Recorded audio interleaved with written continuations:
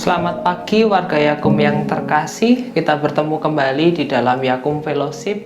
Kali ini kita akan memulai pekan kerja kita dengan bersama-sama mendengarkan dan merenungkan firman Tuhan. Saya Fredo, saya menyapa Anda dari kantor pusat Yakum. Sebelum kita mendengarkan firman Tuhan, marilah kita menyiapkan hati dan pikiran kita untuk berdoa. Tuhan Allah yang Maha Kasih, kami bersyukur karena Tuhan telah menyertai setiap pekerjaan kami. Tuhan menuntun kami dari tempat kami masing-masing hingga kami dapat berkumpul di tempat ini, di tempat kami masing-masing, di ruangan kami masing-masing, di dalam pekerjaan kami masing-masing. Kami bersyukur karena Tuhan boleh menyatukan hati kami untuk bersama-sama merenungkan firman Tuhan. Kami mengundang Roh Kudus untuk hadir di tempat ini, menemani kami masing-masing di dalam hati dan pikiran kami, sehingga setiap hal yang kami dengar dan kami terima dari firman-Mu dapat menjadi pemandu dalam pekerjaan kami. Di dalam nama Tuhan kami, Yesus Kristus, kami berdoa. Amin. Bacaan Alkitab kita yang akan mengawali pekan kerja kita pada minggu ini diambil dari surat Yohanes yang pertama, pasal yang kedua, ayat pertama sampai dengan yang ke-6. Surat Yohanes 1 pasal yang kedua ayat pertama sampai dengan yang ke-6. Kristus pengantara kita. Anak-anakku, hal-hal ini kutuliskan kepadamu supaya kamu jangan berbuat dosa. Namun jika seorang berbuat dosa, kita mempunyai seorang pengantara pada Bapa, yaitu Yesus Kristus yang adil. Dan ia adalah pendamaian untuk segala dosa kita, dan bukan untuk dosa kita saja, tetapi juga untuk dosa seluruh dunia. Dan inilah tandanya bahwa kita mengenal Allah, yaitu jikalau kita menuruti perintah-perintahnya. Barang siapa berkata, aku mengenal dia, tetapi tidak menuruti perintahnya, ia adalah seorang pendusta, dan di dalamnya tidak ada kebenaran. Tetapi barang siapa menurut firman-Nya, di dalam orang itu sungguh sudah sempurna kasih Allah. Dengan itulah kita ketahui bahwa kita ada di dalam Dia. Barang siapa mengatakan bahwa ia ada di dalam Dia, ia wajib hidup sama seperti Kristus telah hidup. Yang berbahagia ialah kita yang mendengarkan firman Tuhan dan melakukannya di dalam kehidupan sehari-hari. Bapak, Ibu, dan saudara-saudara yang terkasih, barangkali kita sering sekali mendengar atau bahkan terlibat di dalam pembicaraan-pembicaraan terkait tema tentang adil atau keadilan. Yang saya rasa Bapak, Ibu, dan saudara semua pasti sering sekali mendengar dan bahkan mungkin juga ikut berargumentasi, bahkan seringkali merefleksikan apa itu adil dan keadilan. Dan banyak sekali teori tentang itu, namun setidaknya hanya dua sisi yang ingin coba saya lihat kali ini. Yang pertama, keadilan sering dipahami dalam arti formal yang itu dipakai sebagai sebuah prinsip yang mengatur cara hidup kita secara sosial.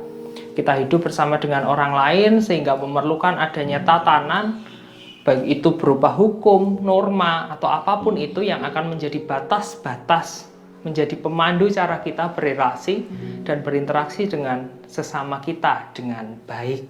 Supaya kita bisa memberi tempat, supaya kita bisa saling menghormati, ada rules, ada peraturan, ada hukum yang harus dilakukan supaya keadilan itu terwujud. Namun ada juga perspektif yang kedua bahwa keadilan itu juga muncul secara internal di dalam diri kita. Hal itu didasari kesadaran kita bahwa kita hidup sebagai manusia dan kita sadar, kita tahu ada orang lain di hadapan kita, ada orang lain di sekitar kita, sehingga dalam interaksinya kita sering sudah merasa ada sesama, orang yang harus kita perlakukan sama seperti cara kita ingin diperlakukan.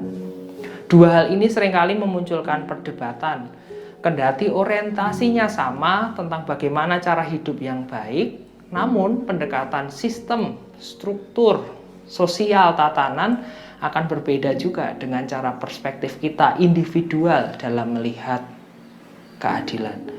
Maka perdebatan ini tidak akan pernah selesai. Perdebatan tentang keadilan tidak akan pernah selesai dengan 1-2 teori. Perdebatan juga tidak akan selesai dengan asumsi-asumsi personal kita. Namun yang menarik dari konteks itulah kita diajak untuk merenungkan apa yang ada di dalam firman Tuhan. Pada kali ini saya menyoroti bahwa sejak di ayat pertama penulis surat Yohanes menyandingkan kata adil sebagai atribut pada Kristus. Kata adil itu dilekatkan pada sosok Kristus. Surat Yohanes baik pasal pertama, surat kedua sampai surat ketiga adalah surat am yang ditulis sebagai panduan ajaran umum kepada jemaat Kristen yang pada abad-abad pertama sedang berkembang.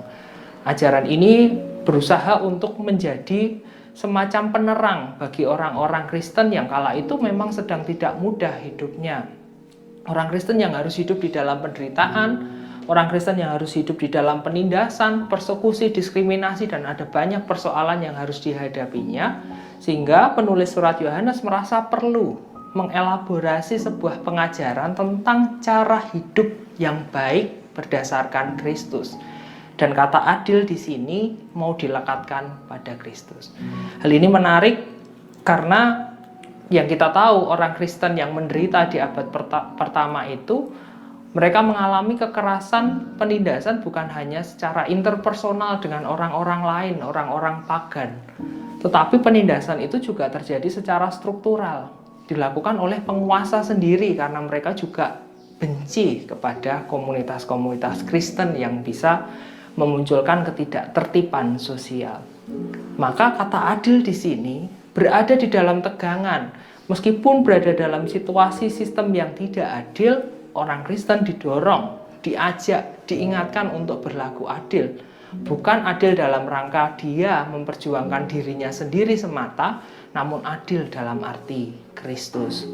Nah, apa adil dalam arti Kristus? Kita semua barangkali sering, bahkan selalu mendengar di dalam khotbah-khotbah minggu, di dalam renungan-renungan harian kita, bahwa Kristus yang hidup itu mempraktekkan cinta kasih Allah, mempraktekkan pelayanannya, melindungi orang yang lemah, memperjuangkan hal-hal baik bagi orang yang tertindas.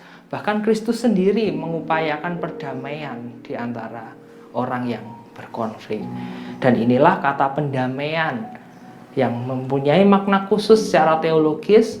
Kalau kita pahami di dalam kerangka baca Perjanjian Lama atau tradisi Yahudi, pendamaian berarti itu sebuah laku baik ritual maupun spiritual seseorang ketika orang ingin mengakses relasinya dengan Allah. Dalam kesadaran manusia yang penuh keterbatasan dan keberdosaan, yang bila dia ingin mengakses kepada Allah yang kudus, yang serba sempurna itu memerlukan cara atau metode. Sehingga metode itu, baik ibadah, ritual, kurban, dan sebagainya adalah bentuk mempraktekkan pendamaian itu. Namun kali ini dalam kerangka baca Perjanjian Baru terkhusus surat Yohanes mau mengatakan bahwa pendamaian itu terangkum dalam hidup Kristus. Kita yang sudah berdosa ini, kita yang penuh keterbatasan ini, kita yang hidup di dalam penderitaan dan kesulitan ini, tetap bisa kok hidup dengan baik di hadapan Allah sejauh kita meneladan dan melakukan kasih Kristus. Jadi ketegangan tentang keadilan itu bukan soal semata sistemnya baik atau tidak, bukan semata selera kita diperlakukan baik atau tidak, tetapi semua hal itu diorientasikan pada satu panggilan, adil berarti hidup seperti Kristus. Apa relevansinya ketika kita mau merenungkan firman ini sebagai bagian dari Yakum? Yakum tentu kita tahu adalah sistem. Yakum adalah suatu struktur yang dibangun dengan satu tujuan. Dalam sejarahnya kita lebih dari 72 tahun, kita mengenal Yakum sebagai alat kerja gereja yang mempraktekkan, yang melakukan, yang merepresentasikan karya Allah di dunia. Yakum melakukan pelayanan baik, Yakum melakukan pemulihan, Yakum berupaya untuk mewujudkan penyembuhan. Dan ini menjadi panggilan yang sudah secara mendasar harus kita tahu. Struktur bisa berubah, sistem bisa selalu berubah, termasuk selera kita, kesukaan kita, preferensi individual kita bisa selalu berubah. Namun orientasi yang harus dipegang sebagai bagian dari Yakum di dalam pekerjaan, di dalam karya kita adalah meneladani Kristus.